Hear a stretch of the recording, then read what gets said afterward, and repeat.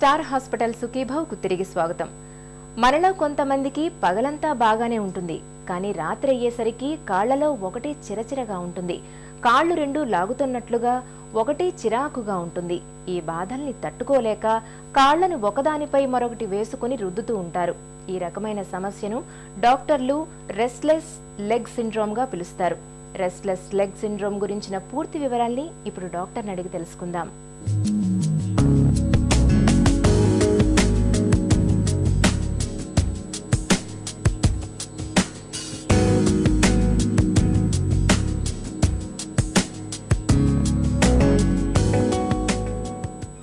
Restless leg syndrome అంటే ఏంటి? Restless leg syndrome అని ఇది ఒక స్పెసిఫిక్ డయాగ్నోసిస్ మాదిరి మనం ఇన్వెస్టిగేషన్ చేసి టెస్ట్లు చేసి కనుక్కుండే డిజీజ్ కాదండి.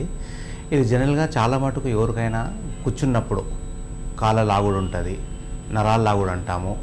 వేరే వేరే కారణాలుగా కాళ్ళు నొప్పులు ఉంటాయి, క్రాంప్స్ ఉండొచ్చు, పుల్లింగ్ సెన్సేషన్ అంటాం కాళ్ళది. సాధారణంగా వచ్చేది middle age group, elderly age గ్రూప్లోనే వస్తుంది.